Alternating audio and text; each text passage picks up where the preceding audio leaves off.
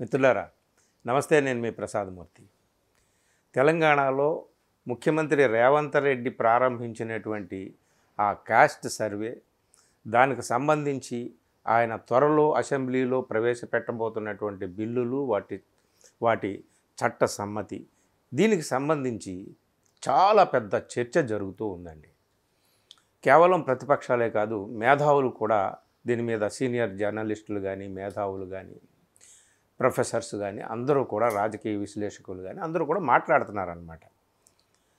అసలు ఈ caste survey చేసి, ఇదిగో బీసీలు ఎంతమంది ఉన్నారు, ఎస్సీలు ఎంతమంది ఉన్నారు, వారిలో ఉపకులాలు ఇన్నున్నాయి, ఆ ఉపకులాలని వర్గీకరిస్తే వాళ్ళకి ఇంత వీళ్ళకింత అనేటటువంటి రిజర్వేషన్స్ ఏర్పాటు చేయడం, ఇదంతా కూడా బిల్లుల్ని చట్టసమ్మతం చేయాలని చెప్పేసి ఆయన కొంచెం దూకుడుగానే రేవంత్ రెడ్డి ముందుకు వెళ్తున్నాడు. కానీ ఇదంతా జరుగుతుందా లేదా అనేటటువంటిది చాలా పెద్ద క్వశ్చన్ మార్కు ఇప్పుడు ఉందండి.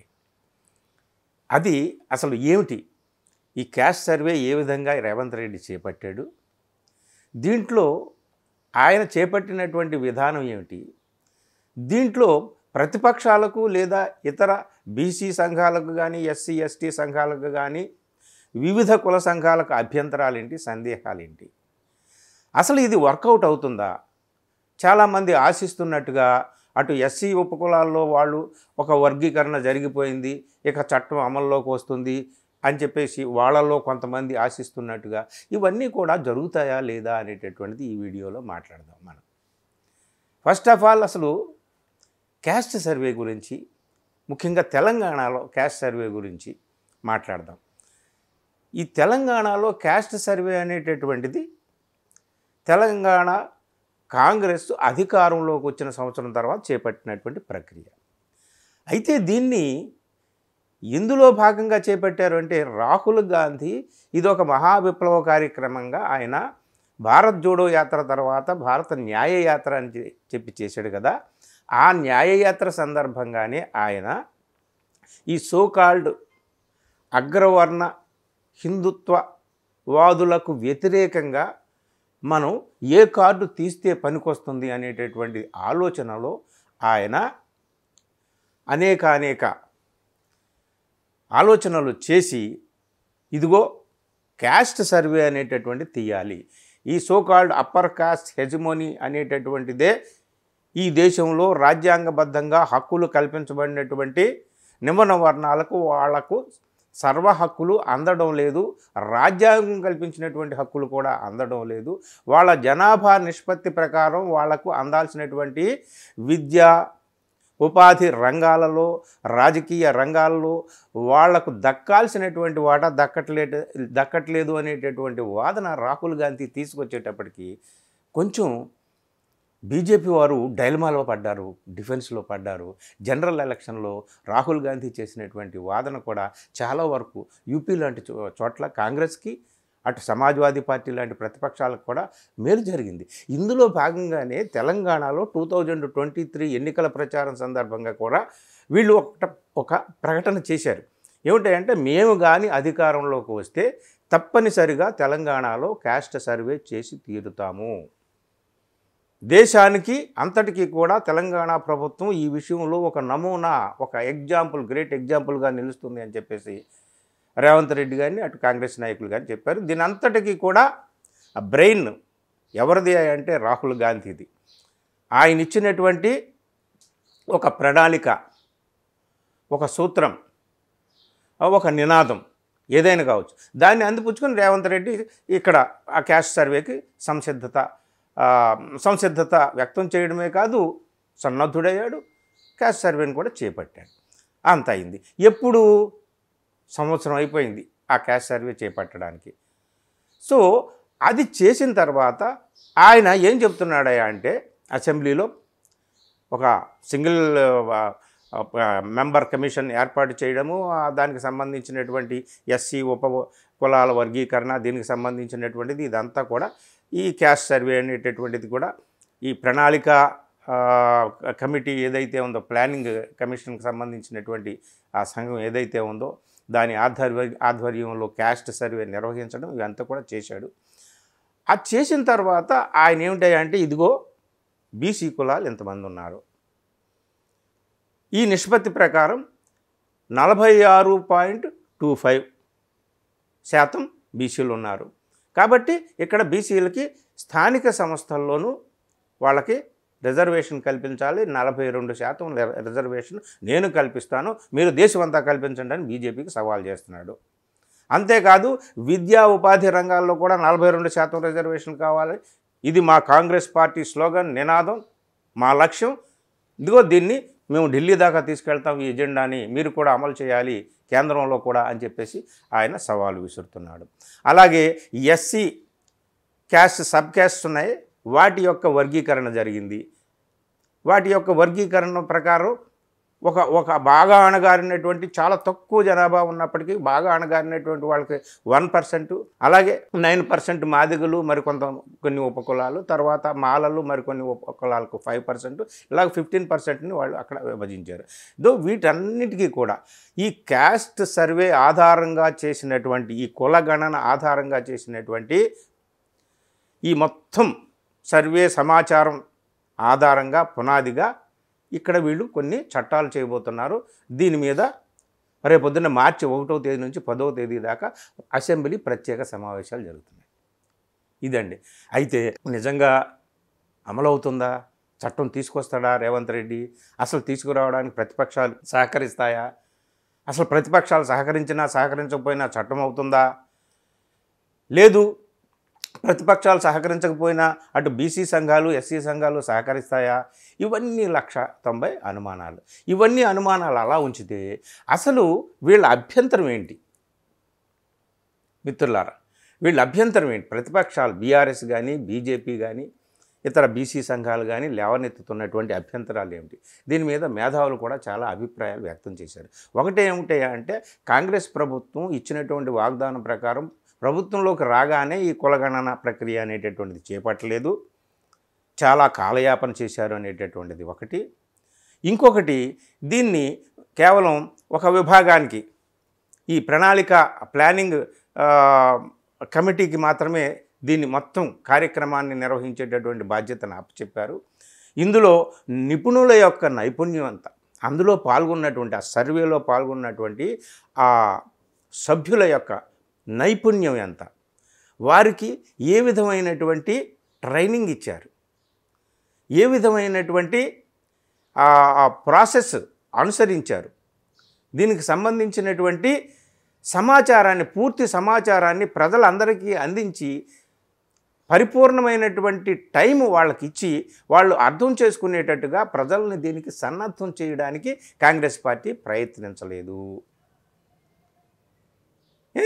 అట్లాగే అసలు హరిబురిగా కాంగ్రెస్ పార్టీ చేసింది. ఇందులో చాలా అవకతవకలు ఉన్నాయి అని చెప్పేసి చాలా అభ్యంతరాలు అయితే వ్యక్తం చేస్తున్నారు. ఈ అభ్యంతరాలు వ్యక్తం చేయడంలో ఖచ్చితంగా మనం నిపుణులైనటువంటి వాళ్ళు, మేధావులు చెప్తున్నటువంటిది ఏమిటంటే ప్రశ్నలు, ఇందులో కేవలం ప్రణాళికా శాఖకి అప్పగించడమే కాదు, నైపుణ్యం కలిగిన ఏజెన్సీలు, వ్యక్తులు ఈ ప్రశ్నాపత్రాన్ని, అంటే సర్వేలో ప్రశ్నాపత్రాన్ని రూపొందించడంలో ఎవరెవరు పాల్గొన్నారనే దాని మీద స్పష్టత లేదు. అలాగే ఒక మార్గదర్శకమైనటువంటి అధ్యయనం దీనికి ముందు, సర్వే ముందు జరిగిందా లేదా అనేటటువంటి ప్రశ్నకు కూడా ప్రభుత్వం దగ్గర సమాధానం లేదు. ఇంతకుముందు ప్రభుత్వాలు అనేక సందర్భాల్లో అనేక కార్యక్రమాల కోసం చేసినటువంటి సర్వేలు, డేటాలు ఉన్నాయి, వాటితో దీన్ని సరిపోల్చారా లేదా అనేటటువంటిది సమాచారం లేదు. ముఖ్యంగా డేటా ప్రాసెసింగ్లో విభాగమైనటువంటి పరిమాణీకరణ కానీ, సహసంబంధం, పట్టికలకు సంబంధించిన మొత్తం ప్రక్రియకు సంబంధించి ఎటువంటి సమాచారం లేదు. ఇవన్నీ ఇలా పెడితే బీఆర్ఎస్ ప్రభుత్వం అధికారంలోకి వచ్చినాడు, మొదటిసారి అధికారంలోకి వచ్చినప్పుడు 2014లో కుటుంబ సర్వే చేసింది. కేవలం ఒకే ఒక్క రోజు 2014 ఆగస్టు 19 నాడు సమగ్ర కుటుంబ సర్వే చేసింది బీఆర్ఎస్ ప్రభుత్వం. దానిలో అప్పుడు టీఆర్ఎస్, దాంట్లో దాదాపు 4 లక్షల మంది ప్రభుత్వ ఉద్యోగుల్ని, వాళ్ళ సేవల్ని వినియోగించుకున్నారు. అయితే బీఆర్ఎస్ ఏం చేస్తుందంటే, మేము ఆ ఒక్కరోజు చేసినటువంటి ఆ సర్వే అదే సమగ్రం అని అంటుంది. అసలు దానికి ఒక చట్టబద్ధత కల్పించలేదు, శాసనసభ ఆమోదము లేదు, ఇవన్నీ ఏమీ లేదు. మంత్రి మంత్రి ఒక మంత్రిత్వ శాఖల యొక్క ఆమోదం లేదు, ఇవన్నీ ఏమీ లేవు. అయినప్పటికీ అదే సర్వసమగ్రం అని బీఆర్ఎస్ వాదిస్తుంది. ఇందులో అన్ని లోపాలు ఉన్నాయి, అదంతా లోపభూయిష్టం కాంగ్రెస్ చేసింది. ఇంకోటి కాంగ్రెస్ చేసినటువంటి దాంట్లో 46.25 బీసీలు అని చెబుతున్నారు. మేము చేసిన సర్వేలో ఇంకా 5%, 5 పాయింట్లు ఎక్కువ ఉంది అని చెప్పేసి బీఆర్ఎస్ చెప్తుంది. ఒక పక్క బీఆర్ఎస్ చెప్పినటువంటి మాటలను పట్టుకొని బీసీ సంఘాలు కూడా ఏం చెబుతున్నాయి, అబ్బో ఇదంతా అవకతవకలుగా ఉందని, అంటే ఇంకా కొంచెం ఆజ్యం పోయడం బీసీ సంఘాలకి బీఆర్ఎస్ అనేటటువంటిది చేసిందనమాట. సో ఇదంతా కూడా చూస్తుంటుంటే, ఈ ప్రక్రియ అంతా కూడా చూస్తుంటుంటే ఇటు బీసీ సంఘాలని రెచ్చగొట్టేటటువంటి కార్యక్రమం జరుగుతుంది, అటు ప్రతిపక్షాలు కూడా మళ్ళీ ఈ సర్వేకి సహకరించలేదు సరికదా, మీకు ఏమన్నా లోపాలు జరుగుంటే రీసర్వే కూడా మేము చేపడుతున్నామని చెప్పేసి కాంగ్రెస్ పార్టీ చేపడితే దానికి కూడా సహకరిస్తున్నటువంటి దాఖలాలు లేవు. అందుకనే రేవంత్ రెడ్డి ఏమంటున్నాడు అంటే, బీసీలు ముఖ్యంగా బీసీ సంఘాలు వాళ్ళు వేస్తున్నటువంటి వలల్లో చిక్కకండి, ఆ ట్రాప్లో చిక్కుకొని మీరు ఇదిగో దీన్ని వ్యతిరేకిస్తే ఈ ప్రక్రియని ఏదైతే మనం బిల్లుల రూపంలో తీసుకొచ్చి సర్వే ఆధారంగా మనం స్థానిక సంస్థలకి అలాగే విద్యా ఉపాధి రంగాల్లో కూడా బీసీలకి మనం ఇంత శాతం రిజర్వేషన్ కల్పించాలని చెప్పి మనం అనుకుంటున్నాము, ఇవన్నీ కూడా ఆగిపోతాయి, మీరు వాళ్ళ ట్రాప్లోకి వెళ్ళకండి అని చెప్పి రేవంత్ రెడ్డి ఒక పక్కన వాళ్ళని హెచ్చరిస్తున్నాడు. అయినప్పటికీ కూడా ఎవరు వినటం లేదు. సో దీన్ని బట్టి మనకు అర్థమవుతుంది ఏమిటి అంటే, అసలు జరుగుతుందా లేదా అనేటటువంటిదండి. మిత్రులారా, ఇక్కడ మనం ఒక పాయింట్ దగ్గరికి వద్దాం. ఎప్పుడూ కూడా ఒకరు లబ్ధి పొందుతారు ఒక చట్టం వల్ల అంటే, ఆ ఆల్రెడీ లబ్ధి పొందుతున్నటువంటి వాళ్ళు దాన్ని వ్యతిరేకిస్తారు. ఒకటే లెక్క. అసలు ఈ క్యాస్ట్ సర్వేలో ఏం తేలుతుంది మనకి? ఈ క్యాస్ట్ సర్వే కాదు, ఎకనామిక్ సర్వే కూడా ఉంది. ఏ కులం వారు ఎంతమంది ఉన్నారు, వారి వారి వారి హయాములో లేదా వారి చేతుల్లో ఎంత ఆస్తి ఉంది, ఎంత భూమి ఉంది, ఆర్థికంగా వాళ్ళు ఎంత ముందున్నారు వెనకబడి ఉన్నారు, ఇవన్నీ లెక్కలు వస్తాయన్నమాట. ఈ లెక్కలు తేలిన తర్వాత అర్థమవుతుంది ఏమిటి అంటే, ఎక్కువ శాతం భూమి, ఎక్కువ శాతం సంపద అగ్రవర్ణాల చేతుల్లోనే ఉంది అనేటటువంటి తేలుతుంది. సో ఇది ఎలా ఉంది ఏమిటి అనేటటువంటిది న్యాయబద్ధంగా మేము ఇంతమంది ఉన్నాము, మాకేమో ఇంత తక్కువ, మీరు అంత తక్కువ మంది ఉన్నారు మీ చేతుల్లో, అంత ఎక్కువ సంపద అనేటటువంటి క్వశ్చన్ సాధారణంగా ఆబ్వియస్గా ఎదురవుతుందన్నమాట. సో ఇదంతా కూడా ఇది ఒక పెద్ద సోషల్ రెవల్యూషన్ అన్నమాట. రిజర్వేషన్ అనేటటువంటి సామాన్యమైనటువంటి విషయం కాదు, ఇది ఒక పెద్ద సోషల్ రెవల్యూషన్. పెద్ద రెవల్యూషను ఒక తేనె తొట్టును కదిలించాడు రాహుల్ గాంధీ. ఇది ఎంతవరకు అవుతుంది ఏమిటి అనేటటువంటిది మనకు తెలియదు, కానీ ఈ విషయంలో మాత్రం ఆయన అధికారంలో ఉన్నటువంటి అగ్రవర్ణ నాయకులు ఎప్పుడూ కూడా సమస్యను పరిష్కరించడానికంటే ఆ సమస్యను అలాగే ఉంచి దాన్ని అలాగే నాంచి తమ రాజకీయ ప్రయోజనాలను కాపాడుకోవడం కోసం, నెరవేర్చుకోవడం కోసం ప్రయత్నిస్తారు. మరి ఇక్కడ ఉన్నటువంటి రేవంత్ రెడ్డి కూడా అదే ప్రయత్నం చేస్తాడా, నిజమైనటువంటి పరిష్కారం వైపు ముందుకు దూసుకువెళ్తాడా అనేటటువంటిది పక్కన పెడితే, మనం ఇక్కడ ఆలోచించాల్సింది ఏమిటంటే, నిజంగా ఈ క్యాస్ట్ సర్వే ఆధారంగా రిజర్వేషన్స్ అనేవి బీసీలకు స్థానిక సంస్థల్లో కానీ లేదా రేవంత్ రెడ్డి చెబుతున్నటువంటి విద్యా ఉపాధి రంగాల్లో కానీ జరుగుతుందా ఏమిటా అనేటటువంటిది ఒక అనుమానం అన్నమాట. అయితే ఫైనల్గా మనం చెప్పుకోవాల్సింది ఏమిటి అంటే, ఒక సమాజం తరతరాలుగా ఈ సమాజం కులాల వారీగా కులాల ప్రాతిపదికన చీలిపోయి ఉంది. కొందరు మాత్రమే అగ్రపీఠంలో ఉన్నటువంటి అగ్రస్థానంలో ఉన్నటువంటి అల్పసంఖ్యాకులు మాత్రమే అత్యధికమైనటువంటి సంపదను అనుభవిస్తూ వచ్చారు. మోడర్న్ సొసైటీలో కూడా విద్యలో, ఉపాధి రంగాల్లో, రాజకీయ రంగంలో, చట్టసభల్లో వాళ్ళదే పైచేయి ఇంకా ఉంది. ఎప్పటికైనా కళ్ళు తెరిచి ఈ క్యాస్ట్ సర్వే అనేటటువంటిది నిజాయితీతో చిత్తశుద్ధితో చేస్తే తప్పనిసరిగా లెక్కలు బయటపడతాయి. ఎవరికి దక్కాల్సినటువంటి వాటా వాళ్ళకి దక్కాలి అనేటటువంటి డిమాండ్ వస్తుంది. ఇర్రెస్పెక్టివ్ ఆఫ్ పొలిటికల్ పార్టీస్ అన్ని బీసీ సంఘాలు, ఎస్సీ సంఘాలు కూడా ఈ విషయంలో ఏకమయ్యేటటువంటి అవకాశం కూడా ఉంది. అందుకని దీన్ని ఏదో ఒక రకంగా అడ్డుపల్ల వేసి, అడ్డుకట్ట వేసి దీన్ని అడ్డుకోవడానికే ఎవరైతే అధికారాలని అన్నింటినీ అనుభవిస్తున్నారో సంపదని, అధికారాన్ని, వాళ్ళు దీన్ని అడ్డుకోవడానికే ప్రయత్నం చేస్తారు. సో ఇది మిత్రులారా, దీన్ని నిజంగా అందరూ అడ్డుకుంటారా? నిజంగా చిత్తశుద్ధితో, నిజాయితీతో రేవంత్ రెడ్డి ముందుకు వెళ్తాడా లేదా అనేటటువంటి విషయాన్ని మనం చూడాలి. కాలం ఏం చెప్తుంది, రేవంత్ రెడ్డి ఎట్లా ముందుకు వెళ్తాడు అనేటటువంటిది మనం వేచి చూడాల్సినటువంటి విషయం ఇందులో. ఏది ఏమైనా ఒక్కటి మాత్రం, ఇది సమాజానికి ఉపయోగపడేటటువంటి ప్రక్రియ అని అందరూ ఒప్పుకుంటున్నప్పుడు, ప్రతిపక్షాలు, అటు కుల సంఘాలు, అందరూ కూడా మేధావులు అందరూ ఒప్పుకుంటున్నప్పుడు, ఇందులో ఇప్పుడు ఇన్ని సంవత్సరాలు చేయలేదు ఇప్పుడు ఎందుకు అనేదానికంటే ఇప్పుడు మొదలుపెట్టారు, కనీసం ఇప్పుడు మొదలుపెట్టే దానిలో లోపాలేమిటి, వాటిని సరిదిద్దుకొని ముందుకు వెళ్ళడానికి అందరూ కూడా చేయి కలపొచ్చు కదా.